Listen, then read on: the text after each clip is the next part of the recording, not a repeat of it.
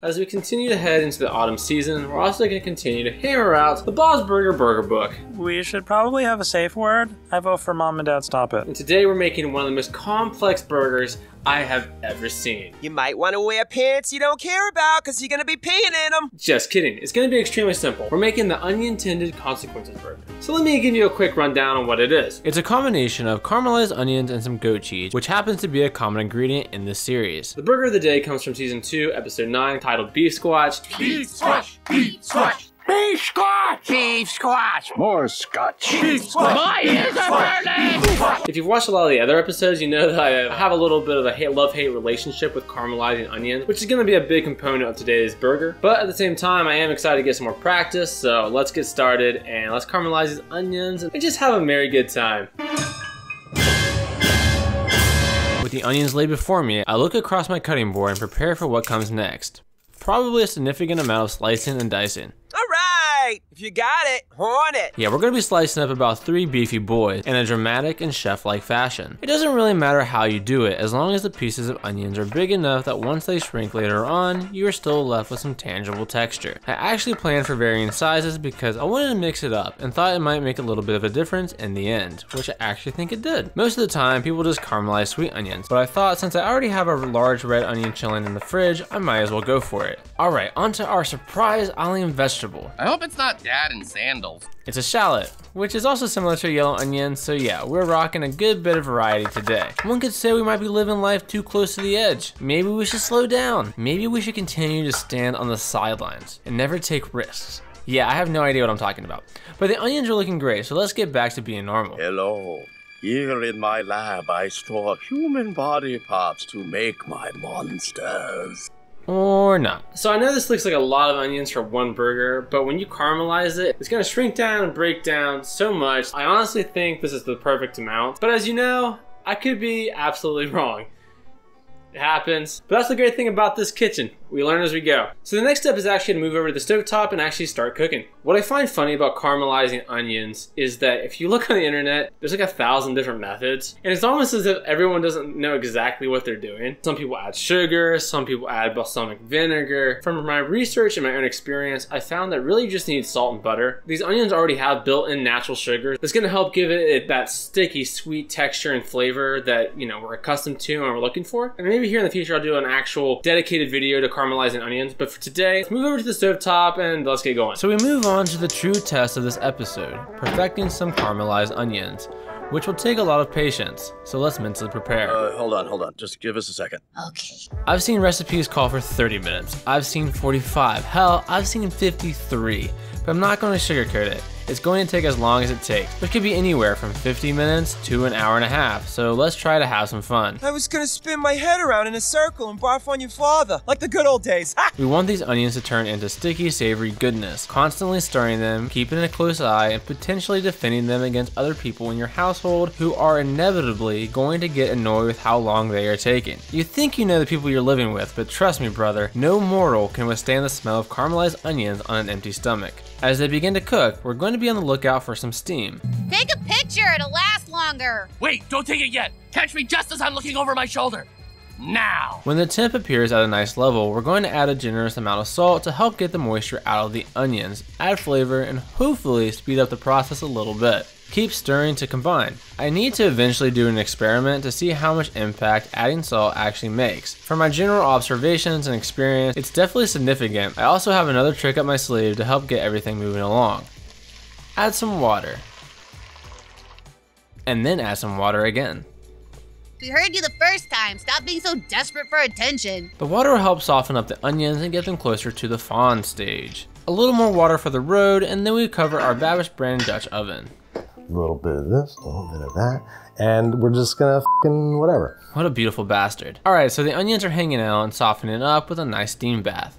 Hopefully a lot of the moisture should have been extracted from the onions at this point.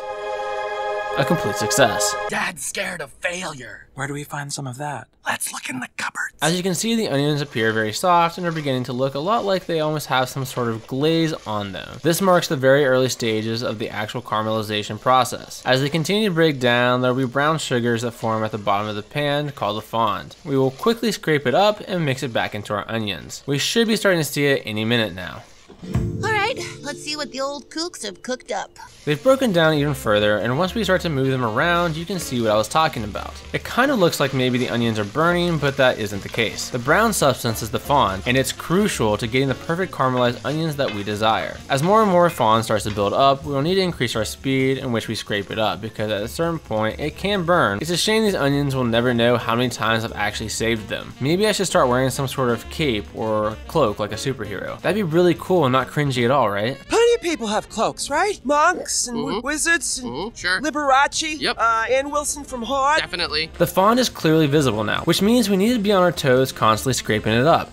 It also means our onions are super close to being done. They're starting to develop a beautiful coloring that caramelized onions are known for, and it's changing in texture.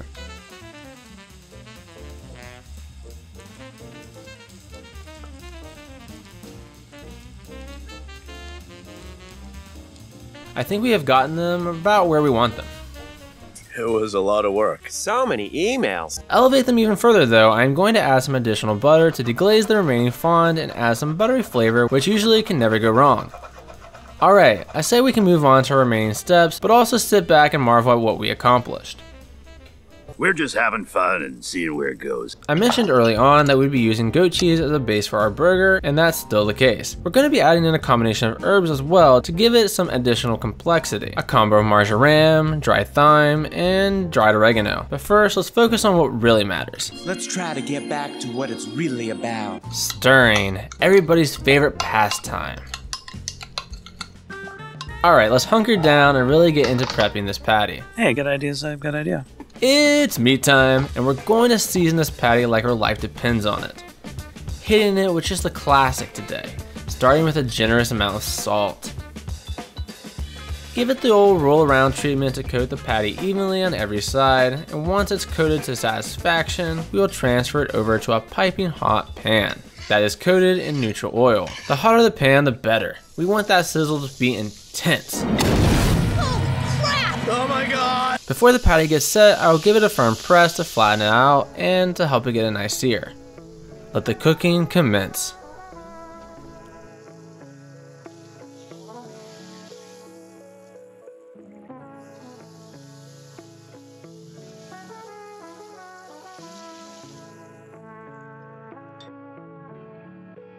The final step is to toast up our onion buns, which should only take about a minute or so in the fat of the patty. Alright, it's done. Bring it in, everybody! Bring it in! So let's build our burger, starting with the bottom bun, and then a healthy layer of our goat cheese mixture, followed by our juicy patty, top that with a heap of our onions,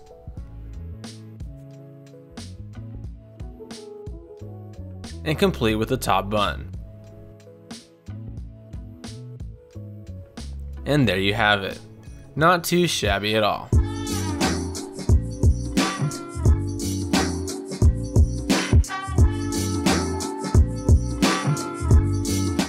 Alright, the burger is done. So yeah, that's how it all came together. The burger looks incredible. The caramelized onions are the best I've probably ever done. So with that said, I could not be more excited. I cannot be more hyped up to try this burger. I don't know why. I don't know why as humans we love garlic and we love onions so much. It's such a unique flavor, especially when they're caramelized. So I'm gonna take a bite and I'll tell you how it tastes. This looks unreal. All right, let's go for it. No beating around the bush. It's absolutely incredible. The saltiness from the burger, mixed with the creaminess of the goat cheese, mixed with the herbs, and then like the sweetness from the caramelized onions comes in and just beats your taste buds senseless, but like in a good way. Liked it. It was freaking incredible! So what would I rate it? I would give it an 8.75 out of 10. Simple but effective. This burger will probably be enjoyed by most and a perfect combination of salty and sweet. Another burger done. Thanks for watching. If you enjoyed watching me make this burger, hit that like button so that more people have a chance to see this video. I would really appreciate it. So I'm gonna chow down. I'll see you next video. Thanks for feasting with me today, and please subscribe if you liked what you saw.